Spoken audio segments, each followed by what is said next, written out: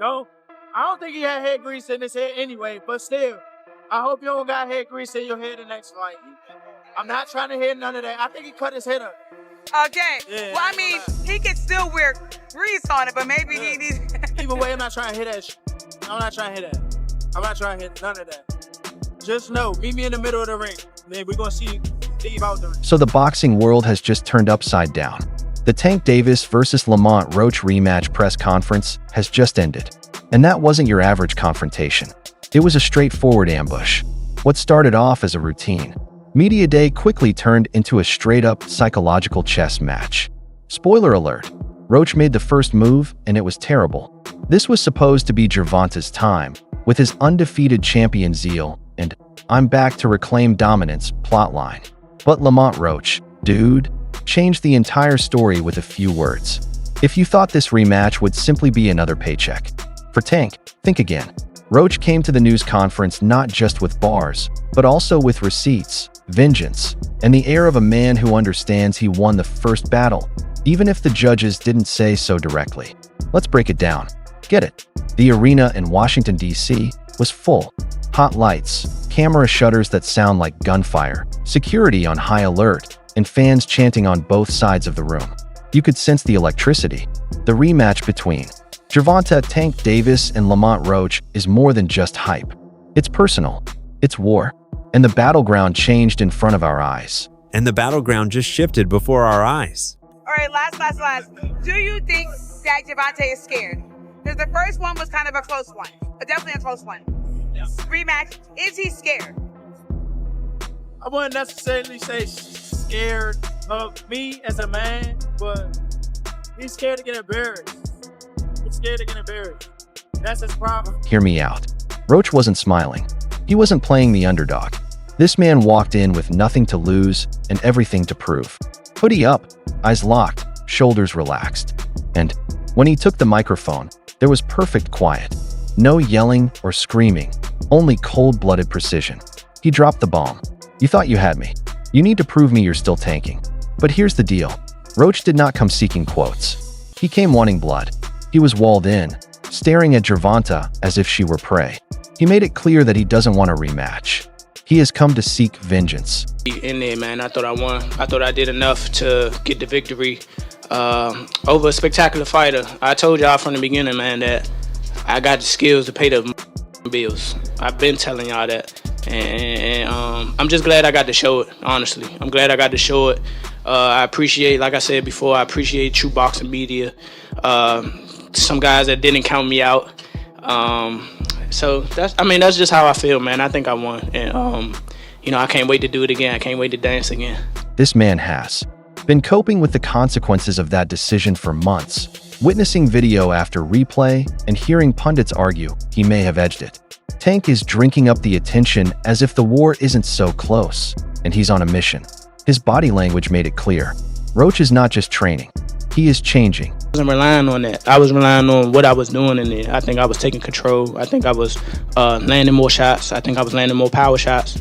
And I thought I was doing my thing. So I'm not really that frustrated about that. Remember the original fight? Gervonta took a knee in the 8th inning, stating he had hair grease in his eyes. A move that few expected. Can you describe what the feeling was like in the ring? And was it to get the towel out, to get the burn out of your eyes, or what was going on? I didn't want to get caught. I didn't want to get caught while my eyes was burning. And you can get knocked out like that. So I'd rather take the knee than, But I didn't really know that you can get disqualified for all that. Or when you start counting, I'm like, what the hell? But I don't know. It's cool. The judges called it a draw, but boxers, experts, and Twitter all agreed. Lamont Roach has achieved more. Judges 1 and 2 had identical scores, signifying a dead heat. Round 9. If that knee was judged a knockdown, Roach would prevail. And everybody knows it. The rematch is more than a struggle. This is Roach's redemption tour. This is my opinion. It was a great fight. It was a close fight. Depending on what they do with that decision of taking the knee, depending if the commission reverses the decision or I think the draw was meant to be. So I like the draw. No, if you take the knee, man, if you take the knee in the 90s or in 2000, you're taking a point off. That's the bottom line. You're taking a point off. I don't know what happened with the referee. Maybe he was a little starstruck. Maybe he was a little, because he loves Tank. He loves New York. He loves the big lights. The referee with the eyes, he's like, a point should be deducted if you take a knee. It's a fact. It's in the rule book, right? The fact that they didn't take it away, then that's where the controversy is, right? It's not, look, did Gervonta get hit? Was he dazed? Who knows? Only he knows. But what I saw, when you take a knee, that's an automatic point. That's just the rule. This is not basketball. This is not, this is not basketball where, wait, hold on, my ankle hurts. Hold on, let me take a timeout. You don't take timeouts in boxing. It just doesn't happen. Whether he had something in his eye or not, you have to fight. There's 3 minutes to fight. So if you take a knee, if you go to your corner, the rules are the rules.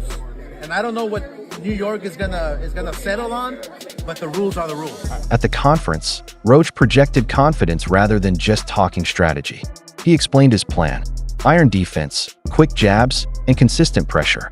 He had the appearance of a champion, eager to complete the task. Let's talk about why this version of Lamont Roach is such a nightmare for Gervonta Davis. Obviously the part with the grease in the eye, that took on a life of its own, That was a headline in the fight. One is, what did you think when he said that initially, just like the grease in the eye? But two is like, when you was in the fight, was there any point that you saw that? Like, did you see like him kind of messing with his eye, or did you have any indication that was something that was bothering him? No, see, and that's the thing. If you look at the whole fight, he was never bothering his eyes before you jabbed him. Before I jabbed him. Even that right hand that, that kind of landed, he kind of rolled with it. But after that, you could see him wipe his eye. And then, right after I hit him with the jab, you could see him wipe his other eye. So it's like, it was corresponding to which hand that I punched him with and exactly which eye. So it's like crazy for him to say, it's grease in my eye. And I think even when he say that, you could see me, because I'm right beside him, you could see me like, nigga, what you talking about? So, right. But you say you don't think he willing though. Whatever. See, but who cares? Like, sweat gonna get in your eye, blood gonna get in your eye. Yeah, it don't matter. Spit fuck around and get in your eye. You know what I'm saying? But it's not like you can be like, all right, time out, ref. Hold on, ref. No time out. Can't do that. Right. Would you be cool with Steve Willis doing the next fight? Hell no. He can't do the next fight. No, he can't do the next fight. Right. No.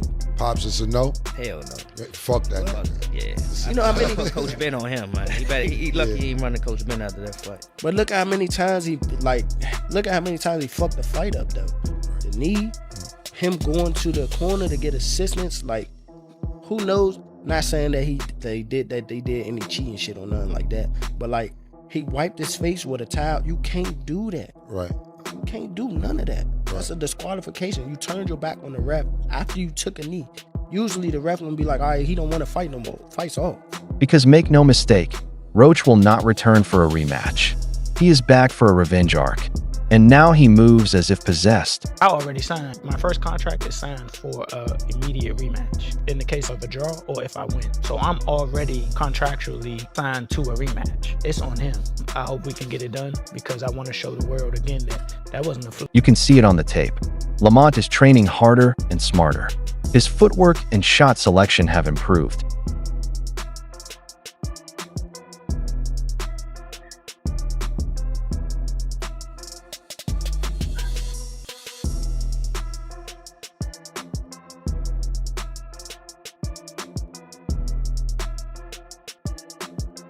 Live, only on DAZN, June 28th. Jake Paul versus Chavez Jr. Buy now at DAZN.com/boxing.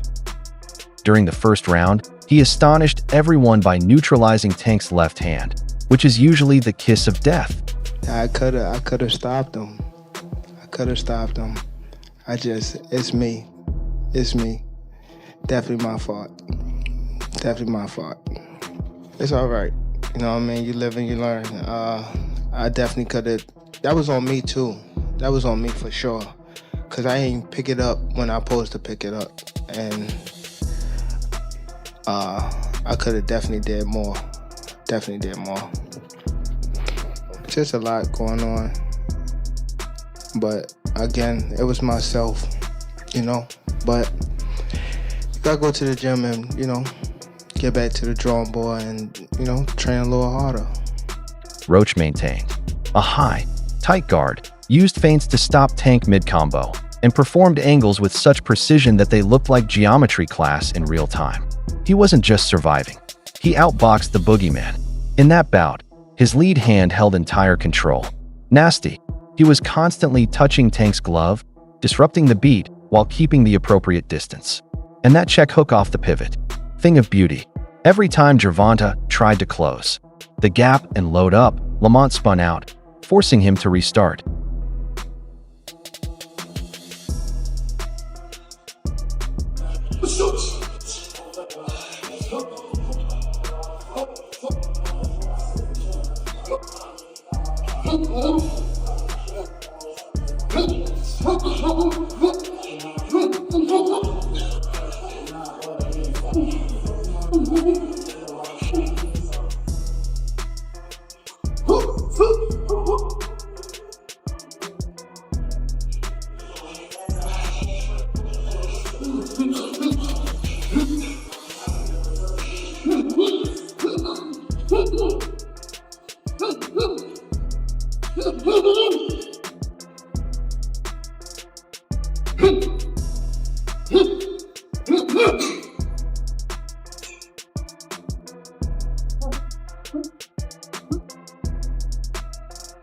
Roach has now been tasked with expanding on this foundation and taking it to new heights.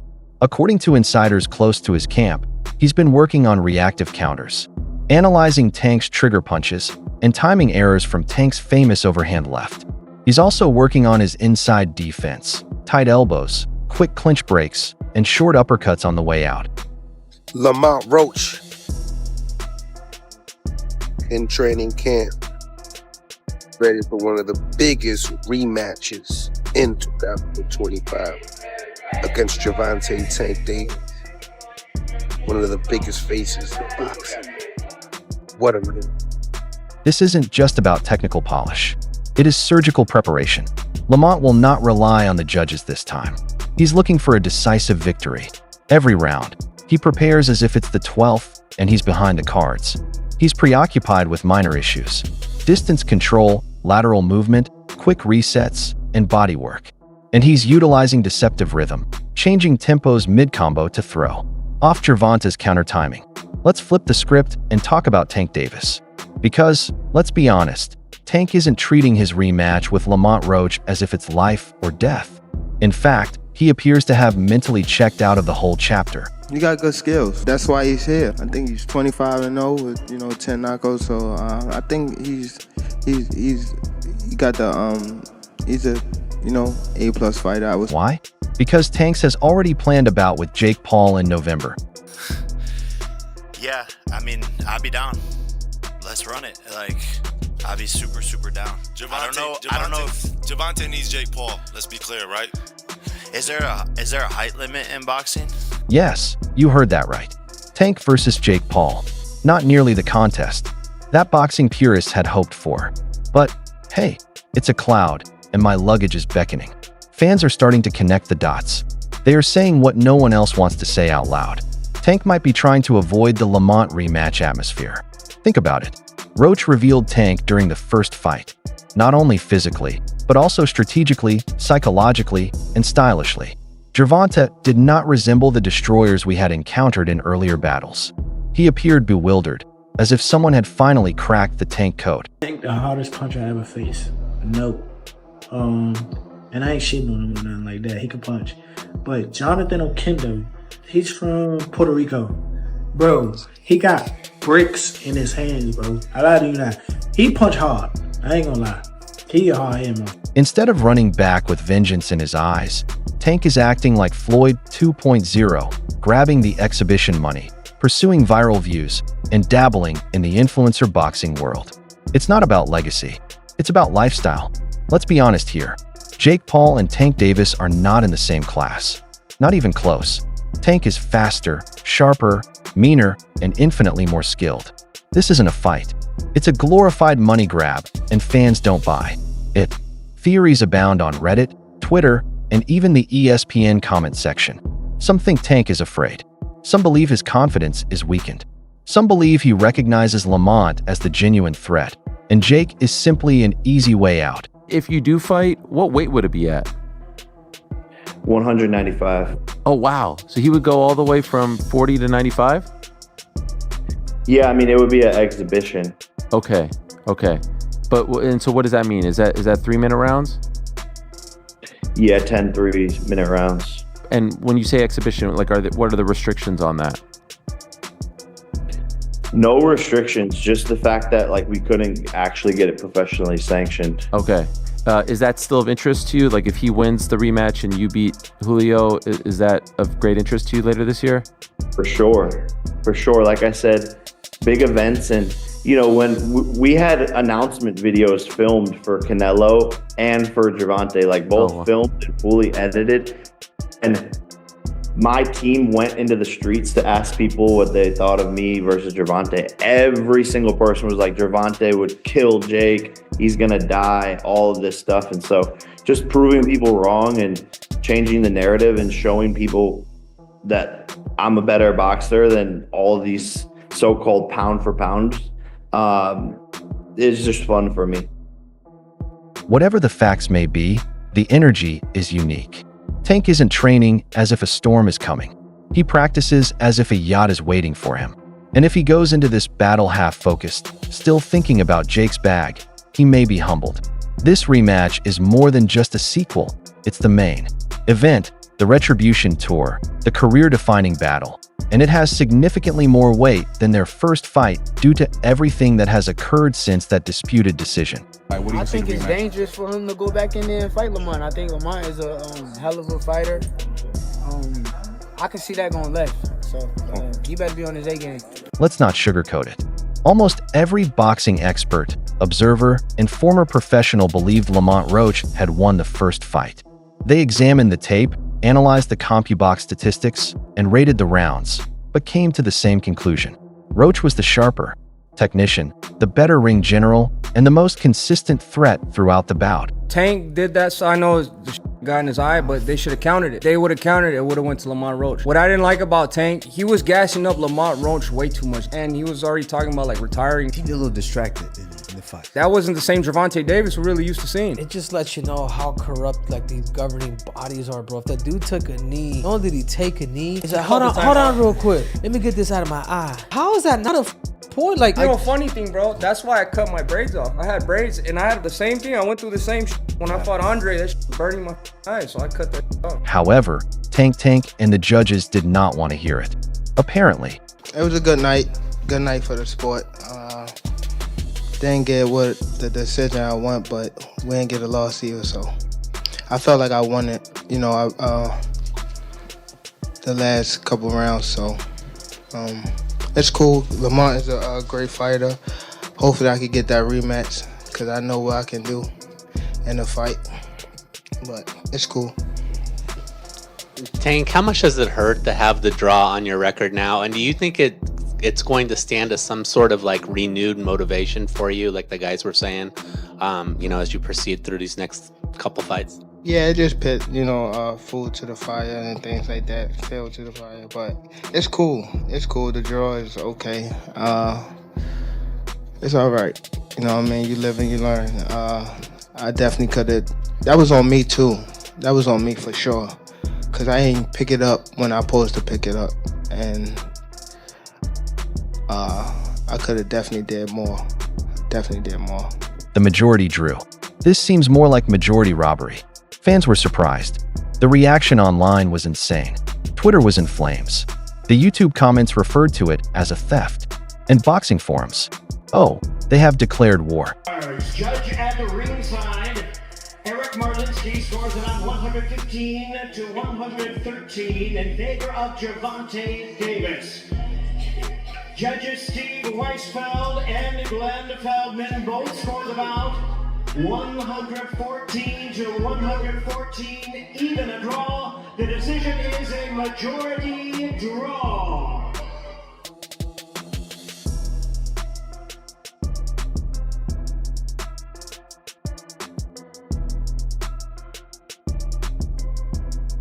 So this rematch is about more than just settling scores. It's about respect.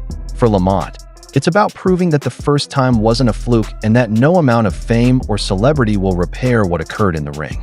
Tank's goal is to silence his doubters and tell the world why he is still the face of boxing. So, there you have it. The year's most anticipated rematch is approaching. And it's no longer just a fight. It's personal. Gervonta Davis might still be an afterthought, but Lamont Roach is the man with the fire, drive, and mission. So what are your thoughts? Is Lamont going to get the justice he deserves? Or will Tank step up and put an end to all of this? Please share your views in the comments section below. If you were stunned, click the like button. Don't forget to subscribe to more boxing dramas.